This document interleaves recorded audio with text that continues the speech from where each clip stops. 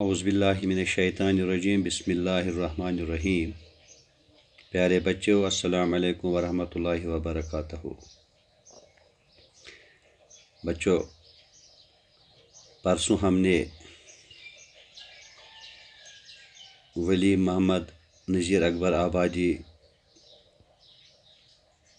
کی نظم ہم نے دیکھا، اس میں نظم کیا ہے، نظم کسے کہتے ہیں، یا نظم پر ایک نوٹ لکھیے۔ وہ ہم نے پرسوں اختتام کیا۔ آج میں آپ کو ولی محمد نذیر اکبر آبادی کے حالات زندگی اور ادبی خدمات پر روشنی ڈالنے جا رہا ہوں۔ بچوں دیکھیے، حالات زندگی: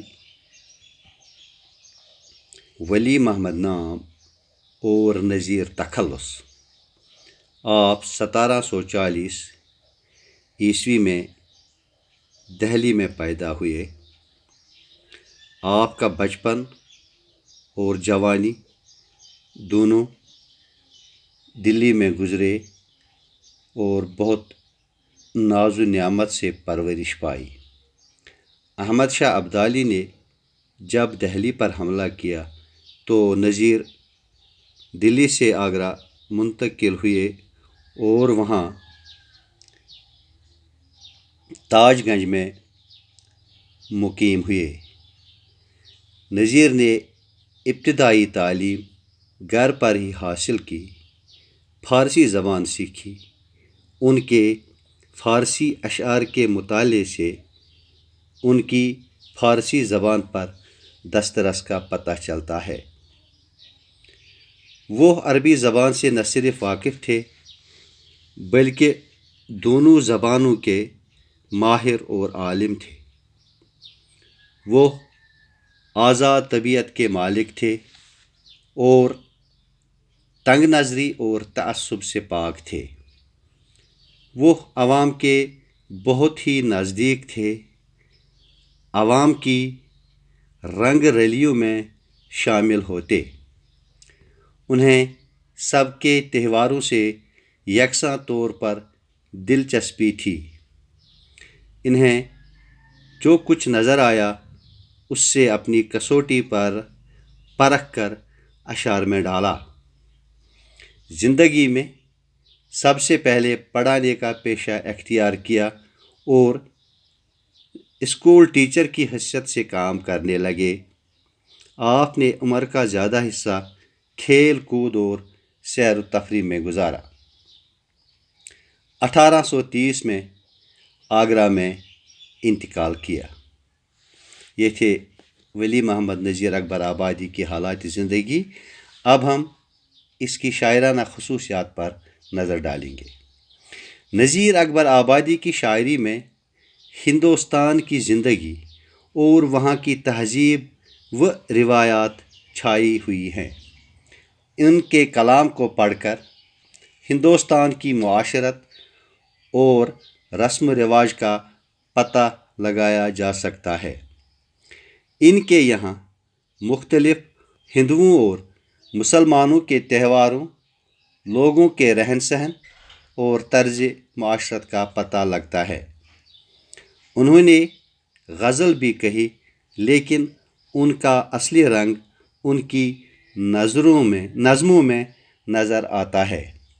ان کی نظمیں عام طور پر سیدھی اور صاف ہیں۔ نذیر ترک دنیا اور تسلیم و رضا کا درس بھی دیتے ہیں۔ بہت سی نظمیں تہواروں، ملکی تقریبوں اور مذہبی رہنماؤں کے بارے میں ہیں۔ ان کے جوانی کے دور کے کلام میں عامیانہ پن ہے۔ ان کے کلام میں سادگی اور سلامت ہے۔ الفاظ کے برمحل استعمال سے اس میں مزید حسن پیدا ہو جاتا ہے۔ مناظر قدرت کی معرکہ کشی بھی ملتی ہے۔ ان کا کلام ثنائیہ و بدائیہ سے بھی بھرپور ہے۔ کلام میں تشبیہات اور استعارات کا استعمال بھی ملتا ہے۔ ان کا شاعری میں کوئی استاد نہیں تھا، جس کی وجہ سے ان کے اشعار میں فنی خامیاں موجود ہیں۔ بچوں، یہ تھا ولی محمد نذیر اکبر آبادی کے حالات زندگی اور ادبی خدمات۔ بچوں، اب میں آپ کو ولی محمد نذیر اکبر آبادی کی جو نظم ہم انشاءاللہ پڑھنے جا رہے ہیں، جس کا عنوان ہے مفلسی، اس کا میں آپ کا سرسری جائزہ لے رہا ہوں، یعنی کہ اس نظم کا خلاصہ بتا رہا ہوں۔ نذیر اکبر آبادی کی اس نظم میں مفلسی اور غریبی کے نقص اور خرابیوں کا ذکر کیا گیا ہے۔ ایک مفلس انسان پر کیا کیا بیتی ہے، اس کی منظر کشی کی گئی ہے۔ جب انسان مفلسی میں مبتلا ہو جاتا ہے تو یہ مفلسی اس کو طرح طرح کے دکھ دیتی ہے۔ مفلس انسان کو دن رات بھوکا پیاسا رہنا پڑتا ہے، ہر وقت کھانے کے لالے پڑتے ہیں۔ یہی فکر لاحق ہوتی ہے کہ کیسے پیٹ کی آگ کو بجھایا جائے۔ اس دکھ کو وہی جان سکتا ہے جو غریبی اور مفلسی میں مبتلا ہو گیا ہے۔ ایک غریب اور مفلس انسان کو اپنی عزت کی بھی کوئی پرواہ نہیں رہتی ہے، وہ تو روٹی کے ایک ایک ٹکڑے پر اپنی جان دینے لگتا ہے۔ وہ روٹی والے برتن پر ٹوٹ پڑتا ہے کہ کس طرح اپنا پیٹ بھرے۔